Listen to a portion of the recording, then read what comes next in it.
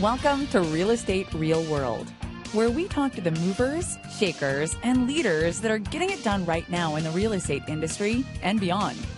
Your host is Marguerite Crespillo, and she started this podcast simply to talk to cool people about what's really happening in this crazy roller coaster ride of real estate. Be sure to subscribe on iTunes and stay up to date on the newest stuff by adding yourself to the list at www.realestaterealworld.com. Now your host, Marguerite Crespillo. Hello, everybody. It's Marguerite Crespillo with Real Estate Real World, and welcome to another fabulous episode where we get to talk to all kinds of great people who are doing stuff out there in the world. Andrew Gavin today is our guest, and he's a little bit shy, saying he's just a regular guy. But the regular people are my favorite ones to be guests on our show. So he wrote a bio, but I'm going to laugh because at the very end he said, P.S. I hate this whole idea of a bio. So here is his quick bio.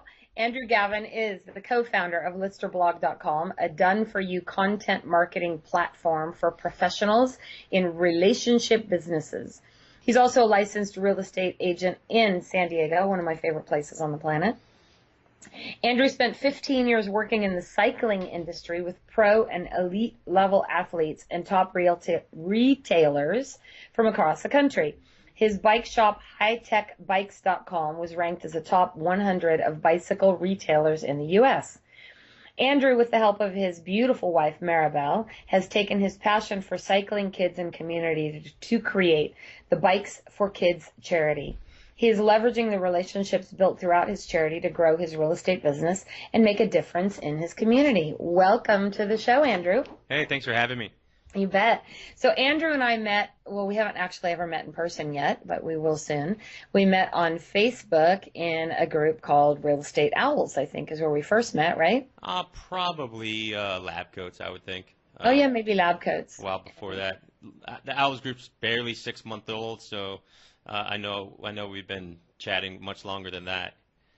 Yeah, and that one's gone kind of crazy. And then now you're kicking in a little bit of stuff in our real estate success strategies group. So thank you for that. Yeah, absolutely. I two things. I want to say thank you for having me, and second, I want to say thank you for letting me back on your show in general. The webinar that you, Scott, and I did was absolutely horrible. And I love it at the same time because you know what, it's one of those things that you just got to get it out there and make it happen, and we've been able to use that mistake as a real good learning block. So since Scott's not here, we'll blame him for the whole It's problem. all Scott's fault, of course. Exactly. You know, I just got done doing a podcast with Katie Lance, and she was saying the same thing. Sometimes you're going to have epic fails all day long, but sometimes you just got to throw things out and try it and see what sticks. And I think we learn our best lessons from the failures, not the successes, don't you? Oh, absolutely. And, you know, the good thing is I think 5 or 6 of your members took us up on our offer and are beta testing our product, and that's been super helpful. We have a brand new version coming out probably the first of next month, and it's pretty exciting. So, you know, everything that we offered is almost going to be gone anyway, so we've scrapped that. Well, that's awesome. Well, so tell me a little bit about you and your background and how you got into the stuff you're doing now. Okay, so I've spent 15, 16 years in the sports industry, specifically cycling. I've really always kind of been in a relationship or a sales type of job. I worked in a very high-end bike shop, High Tech Bikes, actually, when I was in my 20s. I ended up buying that just a few years ago, and as I said, we were able to get it ranked into the top 100 within a year of ownership, and that's out of about 5,500 retailers. Probably the only real award that they give out that's not basically by product sales. So it's kind of a cool third-party ranking, which is nice. But even in that, I worked in a shop. My daughter and my ex-wife moved to Arizona, and about 6 weeks after they moved there, I took a trip out, and I spent about $400 in the course of, I think, 3 days. And my daughter was 4 at the time, so I freaked out, man. I was like, how am I going to do this for 14 more years? So I was working in a shop. I had a great job there, and what I knew was most of the people that came to visit us were independent sales reps.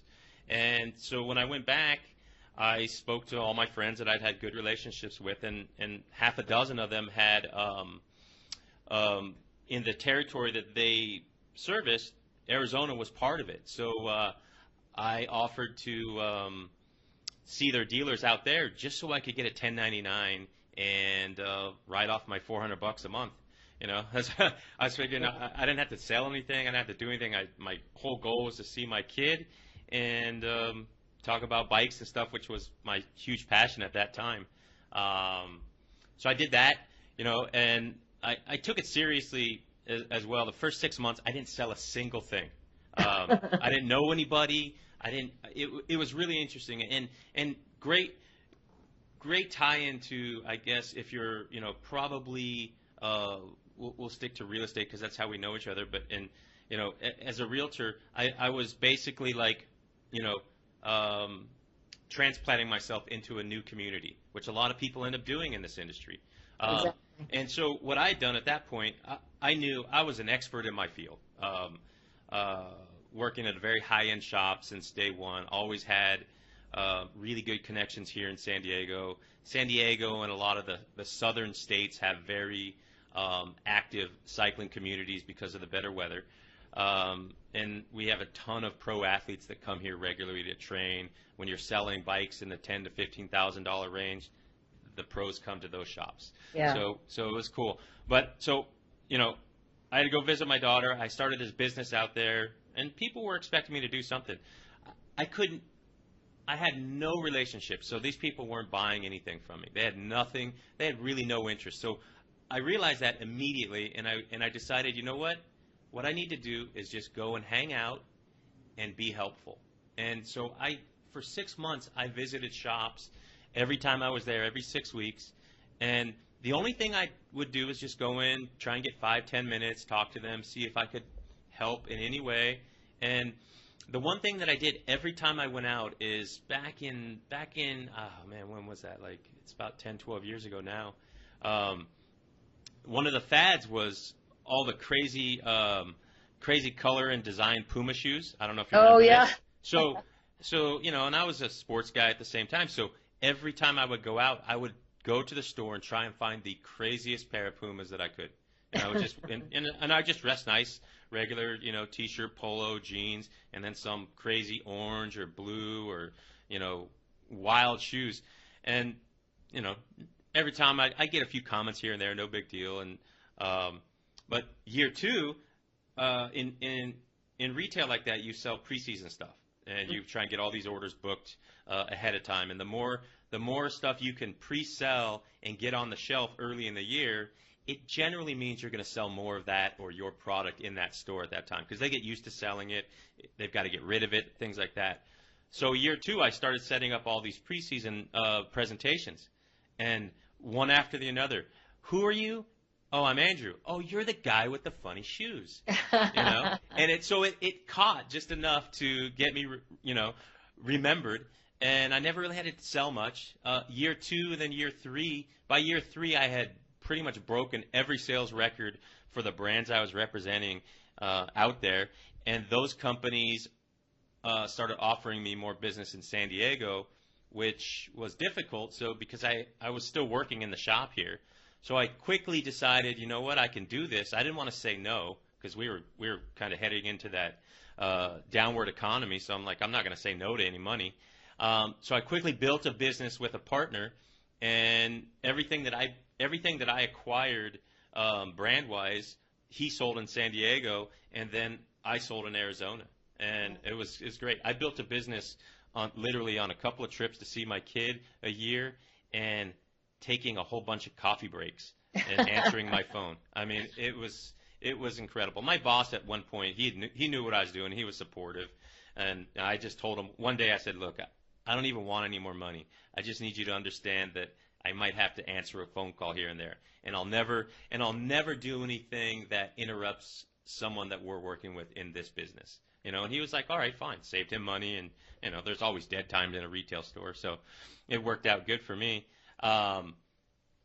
That job rolled into probably us managing 5 different states. We were controlling a portfolio of about $150 million.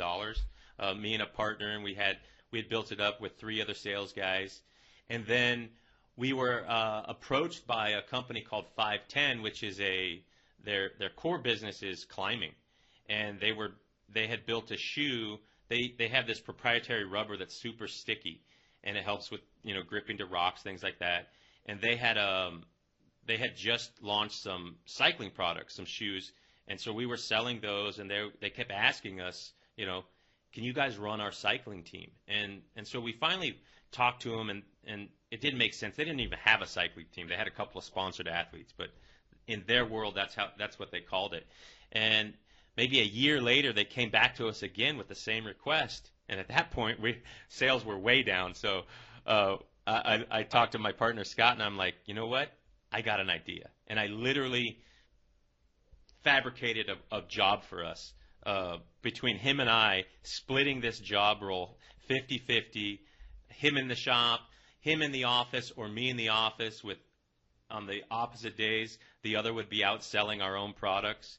We ended up running their whole sales team and their whole sales force for all of North America for about a year, and finally they ended up. I wasn't happy with our performance, so I started asking a bunch of questions that ultimately got me fired because they didn't really have any interest in growing or pushing their sales team. And I would, for over a year, I kind of bit my tongue, and one of my buddies Scott's favorite sayings was, "Just shut up and cash your check," and and I just couldn't. So I ended up getting fired, and no big deal. We moved on. It was a good chunk of change that was missed, but shortly after that, I took that same role and went to another company and pitched a version of that to them, and I ended up taking a job running their sales force for the next 5 years for all of the U.S. And I literally, for 5 years, I had a phone, a plane ticket, and a company credit card, and I traveled the country. Wow. And all I had to do was talk about bikes and things like that. And this is a great example of positioning, because I was no different than I am now, and the sales guys that I work with were just as good as me or better. But because I was able to come in and be presented as the sales manager and kind of this more of an expert to the retailers in that city, I was treated so much different. People listened to me differently. They respected what I said. They followed my strategies, and so having that positioning of authority is really powerful in just about any scenario, especially in real estate. That finally ended. I met my beautiful wife Maribel, which you mentioned. Very lucky, and shortly after that, she decided she was tired of the traveling. I was gone. Yeah. My schedule was a week in San Diego, a week in the Salt Lake office, and then every other week I would travel with one of my reps in some part of the country. So every Sunday I was getting on a plane. It didn't matter. How did you get into the real estate side then? So when we got a divorce, one of my clients came in, and I knew he was a mortgage guy, and I talked to him all the time. I had a bunch of people that were really tight with me, and I ran into him one day riding my bike out by his house, and I said, hey, how do I get involved in that? Like, you make good money. I mean, I can't be at this bike shop running this thing forever. I was making $50,000 a year, and that was a top salary in that industry. I mean, it's basic retail, and privately owned as well. So I asked him about it. He said, you know what, I'll get you some information. The next day, he showed up with California real estate book, all the training stuff I needed, got me hooked up, paid for me to go through a school, like an online course, and I think in like 6 weeks I was licensed, and I never once worked with him, never once.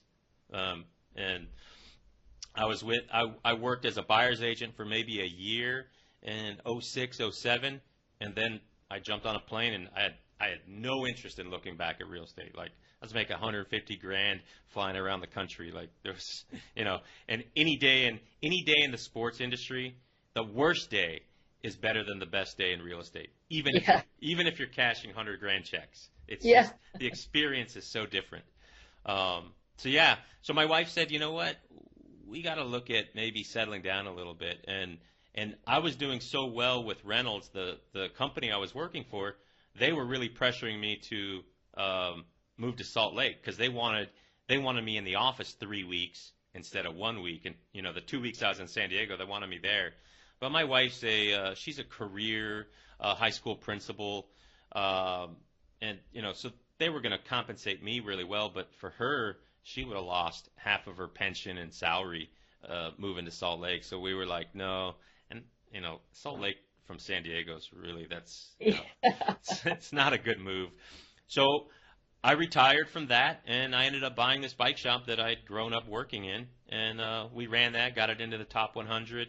And then a couple years into it, I realized my partner was a dirtbag, and and the only way to get away from that was sell the bike shop. So I did, and I immediately got back into real estate. Wow. I was on a kind of a retail mindset, and I was thinking to myself, okay, what I'd learned about myself is I don't do good sitting in a cubicle in a little box anywhere. I'm really good out and about, figuring things out as I go. Building relationships. Absolutely, and so I knew I wanted to do something sort of in outside sales, but I had this retail mind, and I was thinking, you know what? We've got about 10 years before we retire. And that's early, by the way, but so I was thinking, what industry is kind of getting popular, and that I could get in on the ground level and grow a business. And I got excited about solar because now it's becoming a pretty common topic. I had a couple of cycling clients that had solar companies, so I started talking with them and figuring out what I needed to do, and maybe I'd just be a sales guy, whatever. And I was cleaning out my garage one day, and I found my realtor pin, and I thought to myself, well, why do I want to sell solar panels when I can sell the house? I'll just refer out the paneling if it comes up. And sure enough, that got me right back into real estate. That's awesome. Well, okay, so I want to ask you, I know that you have now figured out how to combine your passions. You, I know, love to do real estate, but you also have this long history of the biking industry. Yes. And so you guys decided to create a charity, right? Correct. And tell us about that. Okay, so my wife and I last year created what we call Bikes for Kids charity, and it was a very simple little thing that we wanted to do, and the best thing is why it happened. So coming back into real estate, there's a big push to attach yourself to a charity or a fundraiser, or there's Homes for Heroes, and there's a whole bunch of programs that real estate agents can buy into that those companies or systems give back to the client, and I those are all great because there's good things happening with them.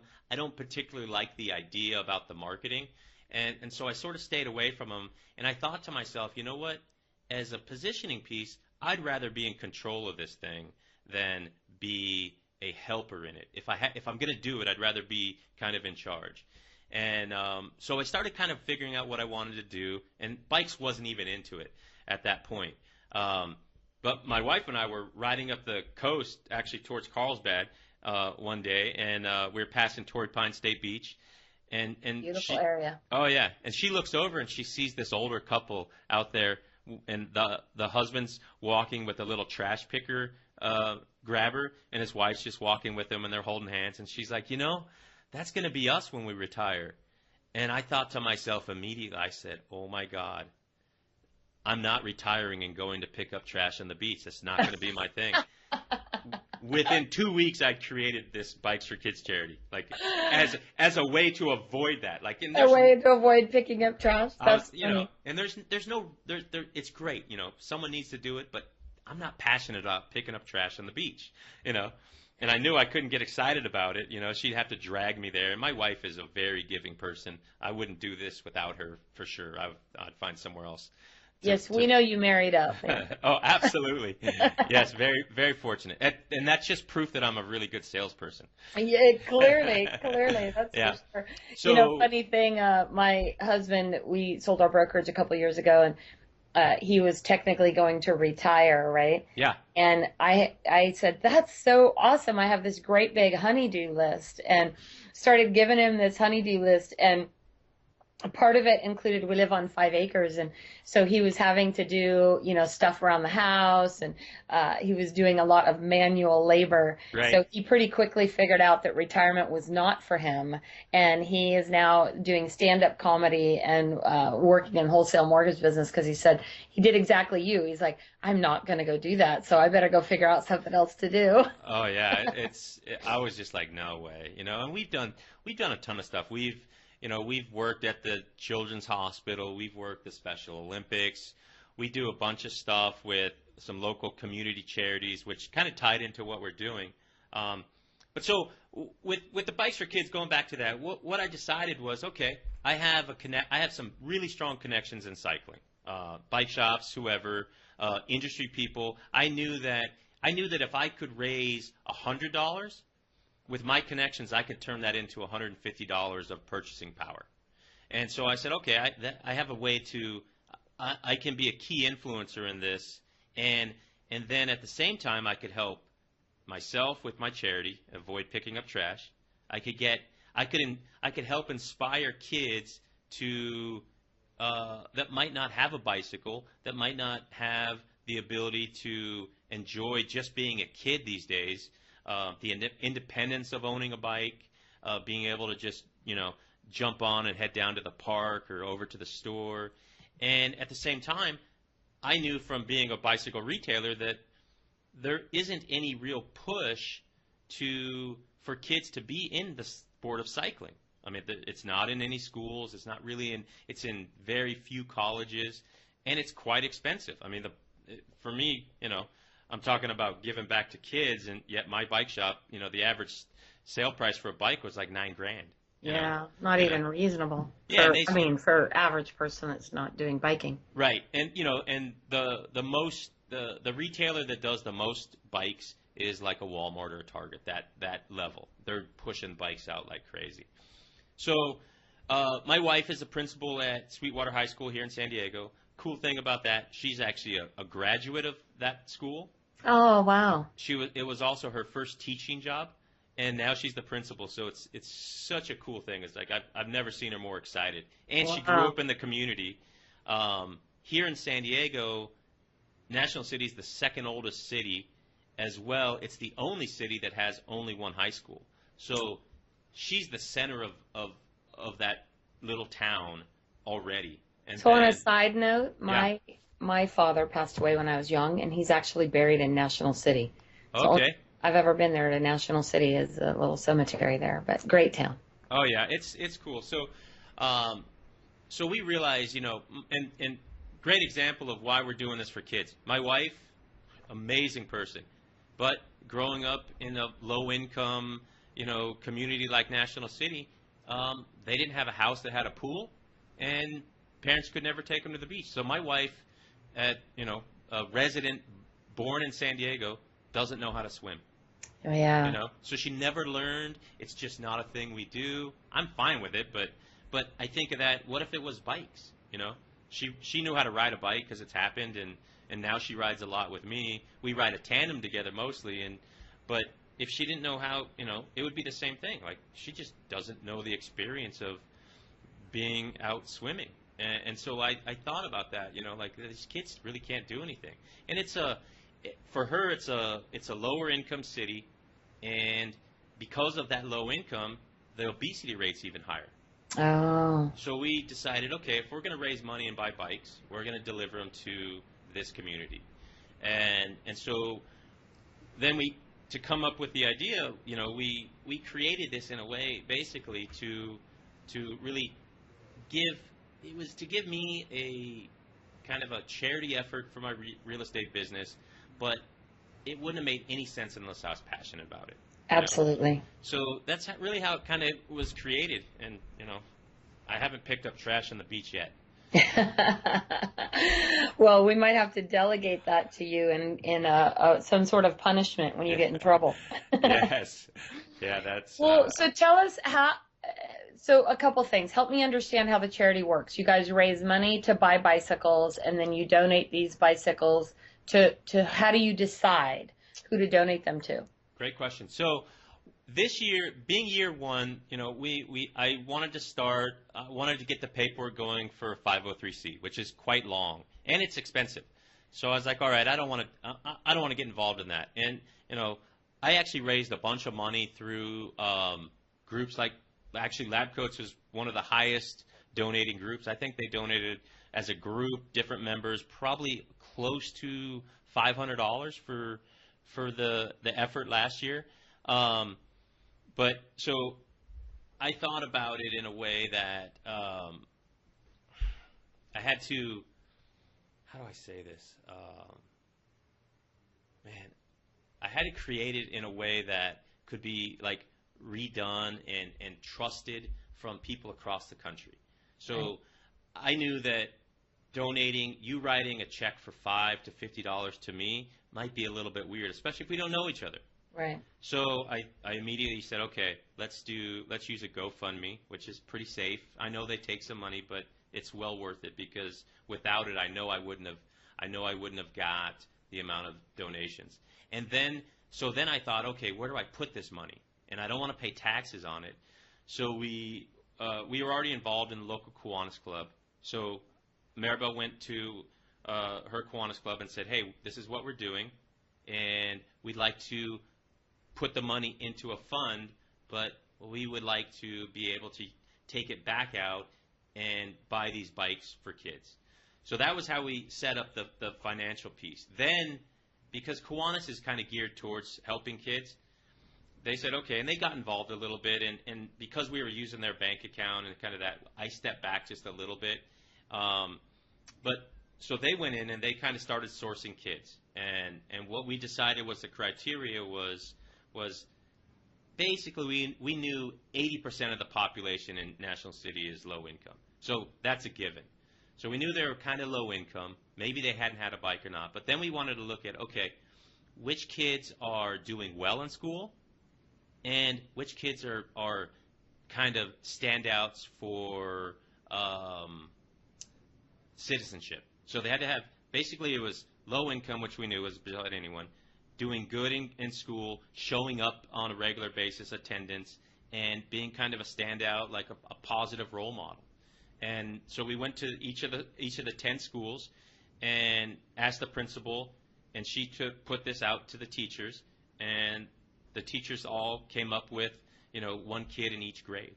And so that was how it kind of came together. We were able to raise enough money to give one bike to each kid from 1 through 6th grade in 10 different elementary schools in National City last year. Wow. So that's impressive. Yeah, it was about 65. I think ultimately we bought 65 bikes. We had a couple of sizing errors, and we didn't want. And then we had an error in names on one of the kids. So we didn't want to take the bike away from anyone. They'd already been told, and we're like, that's not the right name. Like, exactly. So we ended up buying about 65 bikes for the total effort. But the good thing is one kid in every grade from each school got a bike, and it was super cool. So this year the goal is one boy and one girl in each grade in all 10 schools. So doubling it. Oh, that's amazing. Now, when do you do this? Do you do fundraisers throughout the year? When do you actually give away the bikes? So the bike giveaway is going to be towards the end of the school year, maybe right around Christmas time. This is where we did it last year. What's sort of developed is one big event, which we've geared it around. Basically, my wedding anniversary is next week. Happy anniversary. Thank you. My wife's birthday is in August, and my birthday is in December. And Maribel and I have always had like a summer party and kind of doing a birthday thing. So we always have this event every year, at least one. That's, 10, 20, 50 people. We've had up to almost 200 people in our backyard. And we have this almost every year. So I said, you know what? Let's tie this charity to our party. And we decided, okay, instead of, we knew everyone always brings us wine or gets Maribel a gift or gets us something, gift cards. We said, you know what? Let's just ask for a $5 donation. Just show up, come to our party, and donate $5 to our charity. And we ended up raising $4,200. Wow. I think we got 5 people that donated $5. But that was our ask. Right. And so we have this event. We spend a decent amount of money. My wife is over the top with everything, and I'm a big fan. Like, if you have a party, it's got to be good, because you know what? No one goes back the next year to a boring party. We just had our 25th wedding anniversary party at our house, and we had pictures. Did you see the pictures? Oh, yeah. It was pretty epic, and we had a couple hundred people there. It was a lot of fun. But I love the idea of, same thing. We don't need people to bring us, wine or gift cards. Or, like, I like the idea of tying it into being able to do some charitable work with it. Yeah, it was great. It worked out. It made sense. We still got wine and gift cards. People don't care, They get what's interesting is they get the idea. They understand what it is, but they still want to do what they want to do. Like, yeah. It's in their mind, and if it's and this is exactly like me and Maribel. I'd be like, no, we're donating. She's like, buying a bottle of wine. I'm like, no, and then it's like, all right, just do it. It doesn't matter, and I'm sure that goes on in all the relationships. But we had, so tying it into a birthday made it easy. Everyone has a birthday. Then a side effect of using the Kiwanis Club was, for this year, we now have 35 members that are part of our army of fundraisers. Wow. Because Maribel being part of that, us donating $4,200 into their fund was one of the largest efforts for the year, from a private individual person versus all them doing anything. So that was really cool. So now we have all this extra help. Her being connected to the high school, she's already involved with the city. She's has lunch with the mayor on a regular basis. He was at the party. He realized that this was a big thing. So he actually came out. One of the best things ever was that we got to deliver these bikes in the classroom, all 60 of them. How cool is that? It was amazing. And then I've been crying my eyes out. Oh, it's I'll send you letters. So two things that are interesting to me is, one, out of the letters that we got from these kids are amazing. And I thought, and these kids were so supportive. 30 kids were so supportive of the one that won. It wasn't this like, there was no kids at that level, 6, 7, 8, 10 years old. They were so happy for their friend that got this bike, which was so cool. The thing that I found interesting, that so we gave out 60 bikes. Basically, 60 teachers were involved in this, out of 10 different schools in this city. Only one of the teachers took this opportunity and created a learning experience and asked her class to write us thank you letters. I have 35 of these handwritten, I think they're 4th graders, letters saying they're it's almost like she gave them a roadmap to do this, because they all start with, it was so cool that you guys came in and gave us the bike and I forget the girl's name, gave so-and-so this bike, she deserves it. She's a really good girl, and she tries really hard. And then the next section is, let me tell you why I deserve this next year. Every single one of them. And then they just go into selling themselves, and it was crazy. And it was, and going back to Maribel being the principal at the high school, we would walk in with the mayor, the city council members, their board of directors who goes to visit the school all the time. And Maribel would introduce herself. Hey, I'm Maribel. I'm the principal at Sweetwater High. And every single classroom, it was like, the first one was like, oh my gosh. And then the next one, oh, my brother goes there. And it just kept getting bigger and bigger. And like the mayor was upset. Like it was funny. He's like, but I'm the mayor. And they're like, oh, my brother. And all they wanted to talk about was like, the high school. I'm going to go there, It's like, and then it became this joke that we started teasing her by, day 3 and day 4. Everyone was tired of this, because we're doing basically 6 bikes a day, all 3 days. And by the end, they were just like, oh, they're going to get excited about it. Like, just let her present it, That's fantastic. It was funny, but it was great. I mean, these kids were so excited. One classroom, funny story. We walk in, and the principal sets it up, tells us where these classes are, and we have these bikes that we're actually rolling them into class. So we, 4 of us roll into this. It was the very first school, probably the 3rd bike we'd given away, and he takes us out. He says, we wait outside. They're in like recess or something. And they all go back in, and then we walk in, and we start to kind of give our speech. Hey, we're here. We did this thing. One of your classmates won this bike for XYZ reasons. Good, and then we call out the name, and you just hear the whole class. It's like, oh man, and we're like, what? And they're like, she's in the class next door. It was so funny, And all these kids, they were so bummed, and they're like, oh.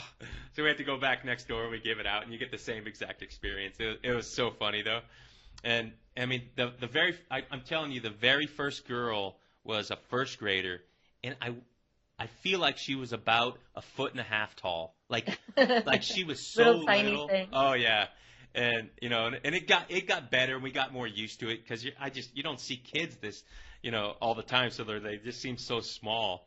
But it was amazing. That was probably in all the years of my cycling, all the pro athletes and events that I've been to.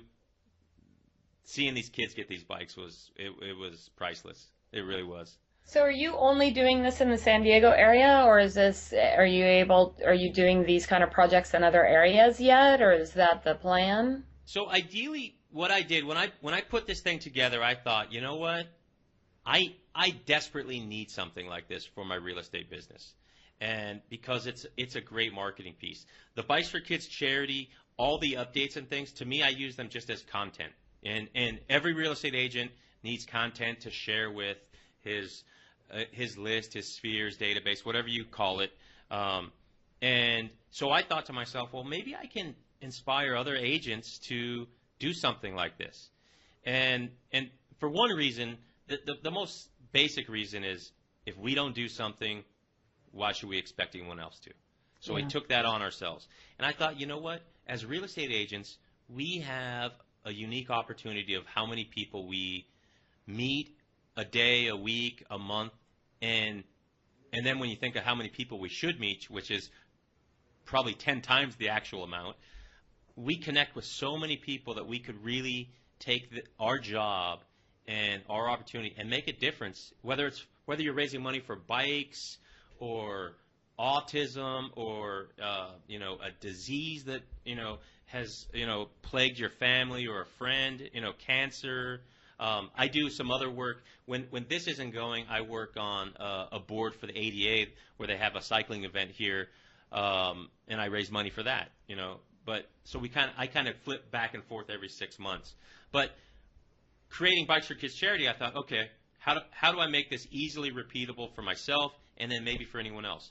So it's tied to a birthday, which every person and definitely every real estate agent has.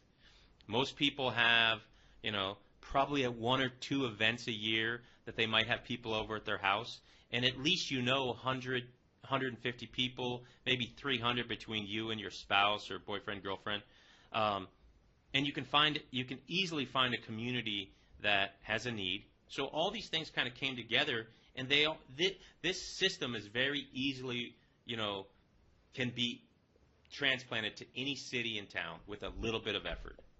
So it's definitely an easy thing.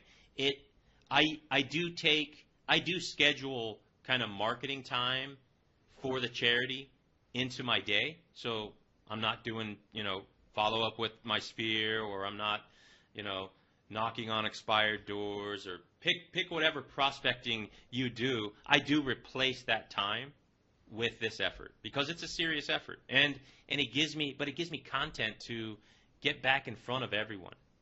Well, there's that great saying, I think it was Zig Ziglar, right? He said, for those who are given much, much is expected. Absolutely. And I think that in the real estate industry, we are amazingly blessed to be able to do what we do and to be able to make the amount of money that we have the ability to make. So I really truly feel that there's a huge obligation on behalf of the real estate community to give back in a way that can impact lives. And, I grew up with a single mom, very poor little girl. And I remember when a group of people, it was the Big Brothers, Big Sisters at that time, brought us Christmas presents, and that Christmas present included a bike. And, I know how it makes me tear up a little bit. I know how it affected and impacted me at, I was about 8 years old. And I just think that it's so powerful and so impactful that why would you not do it? Yeah, it is. And that, it just goes back to if I don't do anything like this, whether it's for bikes or anything else, why should I expect anyone else to do anything? And so we took it on ourselves. I mean, full disclosure, my wife is 80% of my charitable heart. It's all. She's an amazing person. One of the cool things that's happened because of this, though, she's been, she was awarded a humanitarian award. She was asked to join the board of directors for the Chamber of Commerce for her city. She's actually this morning, she asked me if I'm going to help her because they're sort of endowing her with president of the Kiwanis Club that we are connected to for next year. And she's like, I can't do it on my own. I've got too many commitments. But all these things, and she was awarded a humanitarian award back in 2012. So she was amazing before I met her, and she always will be. But this particular effort in our city really made her a standout. And it's awesome for her career. It doesn't get her any more money, but she's more well-respected. People, we get invited to a lot of different things. But when I go back to looking at Bikes for Kids charity and real estate, which is, I think, a lot of the target, and hopefully that's who's listening to this. As a real estate agent, we always need content, something to share with new prospects, past clients, friends and family, and the ask, the follow-up, the incremental benchmarks that we hit, all those pieces of content, basically, that information about Bikes for Kids charity gave me an opportunity to connect with my family that, I didn't want to call and say, hey, I'm a real estate agent. Who do you know that might be buying or selling? I hated that, even if it's my friends and family. And I know that we're always told that. But I could call you up and say, hey, you know what? I appreciate that you donated that $10, and this is what happened. Here's a letter that I got from this kid, and that's how it affected you. And I use this with my real estate business. It gives me a reason to contact all these people. I added to my database last year. I added 182 people. Wow. That I contact on a regular basis. That and half of them I didn't know. The other half were in my sphere, but I didn't want to call them, because I had no reason other than to ask for business. If the people that I kind of, my tighter circle that I spend time with on a regular basis, see on the weekends, hang out at the bar, like I was always talking to them, so they knew what I was doing. And then Facebook updates, things like that, they knew. But this content, this effort, just it gives me a way to reach out to a whole bunch of people that's not necessarily selling them anything or necessarily asking for anything all the time. And that's hugely powerful. The other thing that it does that I believe is it puts an idea in each of their minds of who I am. You know, am I just a real estate agent looking for my next commission? No. I'm a guy that has decided to help a bunch of little kids get their first bike potentially. And spending, and everyone, just like you probably realize, and, you know, as I mentioned, I have to schedule this into my prospecting time. So, and any person realizes that's a hard effort if they've done any type of charity themselves. You know, so it really paints me as a different type of person. You know, much nicer than I really am. Well, I do have to say that it is very powerful. And so if somebody wanted to set something up like this, I know, I think you mentioned you're putting together a kind of a document or a checklist that would help somebody do that, correct? Yeah, absolutely. And I can get that for you soon. But I think the simplest thing is figure out what you're passionate about first. And you might hear it in my voice. I mean, I can talk about this all day long. I love it, you know. It's exciting for me. And then having the experience of being able to deliver those bikes, you know, if I had just helped in someone else's Bikes for Kids charity, I wouldn't have got to be part of that. Yeah. You know, so that was the power, you know, that was definitely the power of owning this charity. And I do want to say that, you know, besides my wife's giving heart and the idea of me not wanting to pick up trash, one of the key people that influenced me to do this and actually helped me sort of map it out. I couldn't have put this together without the help of Ryan Fletcher. I don't know if you know him or not. You know, I don't know him personally. He's on my list of people to get on my podcast, so maybe you can hook me up there with him. But I did get his book. Okay. I'm trying. Do you know the name of that book right now? I can't. Defeat Mega Agents. Defeat Mega Agents. Yeah. Yes, and I have that book sitting on my shelf, getting ready to read. Yeah, I worked with him through 2015, and you know, part of his program is really not. It's real estate targeted, but it's not a real estate coaching or training business. It's a business about relationships and building them, and philanthropy is a big piece of what he teaches. And you know, he inspired me to think of something. We created the bikes piece and the whole birthday and all that. I actually was listening to a podcast. You might know it. Social Triggers. Oh yeah. So I listened to that a lot. I was actually at a live event with up in Seattle with Ryan, and I'd get up in the morning and go for a run, and I listen to my podcast, and I'm probably going to say it wrong, but there was a guy that he was interviewing, in the program that he has developed. I believe it's called Pencils for Promise. Oh, I have heard about that. I can't remember who that is. We'll have to look him up so we can tag him in this post. And I literally, that's a great charity as well. Yeah, so I literally copied his whole thing, and it's super cool. I'll give you. I'll probably mess it up, but basically what happens is on this. You know, he's asking about his charity at this point. That's why they're on the podcast. And to date, I think right now through his charity efforts, they've opened over 300 schools in third world countries. I mean, and it seems like at this point, every like well-known social media marketer has taken on a piece of that and kind of, you know, has taken on building the fundraising for one of these different schools through his program. But what he did, I think he was like in the financial world and very young, in his 20s, made some good money, decided he didn't like it, took some time off, and he started backpacking throughout the world, just taking travels. And I think he was somewhere in the Midwest or the Middle East, and walking through town, and he sees this small boy begging for money, and he says, like, he went up and he asked him, he says, you know, if I could give you anything in the world, what would it be? And he said the kid asked for a pencil. Oh, wow. You know, of all the things, like not $5 right now. I want a pencil. And so he took that, and after he continued traveling, and he started bringing little pencils and pens and trinkets like that and giving them out on his thing. But as he went back, he went back home, and he realized, he wanted to do something more. And I think he said he had like $25 or $50 to his name at that point, and he's having a birthday. So he says the same thing. He goes, look, come to my birthday party and bring some money for my charity.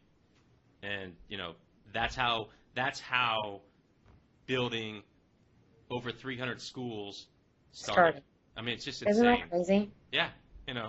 One guy with an idea, and he implemented it. And he just didn't give up. So I just copied it. I think that it's absolutely something to talk about and think about. And what can we do as an industry to give back? And I think that sometimes people get caught up in it being so overwhelming, and it can literally start with buying a pencil. Yeah, it's it's really cool. I mean, I like having it. I can talk about it. People ask me about it. I go, what is that? I put it on my actually just this past week at an open house. I have it on my flyer for my house that says I'm part of this. And I think I mentioned this earlier, but like there's a whole bunch of programs that you can buy into as a real estate agent, and you don't have to buy into them. Do it yourself. Don't spend $100 a month to be part of a program that's going to tell people that they're going to get money back if they do business with you. To me, it's kind of a bullshit, program. Like that'd be like if me saying, you know what, I'm going to give this bike to this poor kid if you buy a house with me. And that's not charity. That's using guilt. Kids. Yeah. And sure, and everyone wants to save money, and that's why we always, coming out of the sports industry was horrible. You're always matching prices here and there. So people want to save money. There's no question about that. And all those systems and programs, I think they do help in a way, but I really think owning it yourself and being passionate about the actual goal can really help you double or triple the amount of money that you raise. Well, you know what? Thank you so much for bringing this to my attention, Andrew. I know we've talked for a while about doing a podcast, and you were hesitant to do one because you didn't want to talk about you. And so I admire you a ton for bringing this to light. It makes me want to do more, and I hope that that's what our listeners hear today. And for any of you guys who are listening, I would love to hear, in our comments over at realestaterealworld.com what you're doing to give back and how you're giving back. So thank you a ton for being here, Andrew, and talking to us about this and the importance of putting in some time and energy to give back. Absolutely. And if anybody listening or hears this later and has an interest in doing something, feels they need help, please just reach out to me, Andrew at listerblog.com. I'd be happy to answer any questions and help you raise money. Thank you so much. And again, we'll have his contact information, and he's going to put together a little cheat sheet for us on how to put something like this together. And we'll make that available in the show notes and over at realestaterealworld.com. So thank you again. And for those of you who are joining us today on Real Estate Real World, where we get to talk with masters in the real estate industry and leadership, like people like Andrew, on how we can raise the bar in our industry. Please subscribe over on iTunes, and while you're there, be sure to give us a great review. Your reviews encourage us and help others find our podcast. Want to keep up with the latest stuff? Pop on over to realestaterealworld.com and add your name to our email address, our email list. So thank you, everybody, for listening, and go out there and help us raise the bar. Thank you for joining us today on Real Estate Real World, where we talk with masters and leaders in real estate and beyond on how we can raise the bar in our industry. Please subscribe over on iTunes. And while you're there, be sure to give us a review. Your reviews encourage us and help others find our podcast. For show notes and hot topics on what's going on right now in our real estate industry, pop on over to www.realestaterealworld.com and add your name to our email. Thanks again for listening. and go out there. Be a part of the elite masterclass in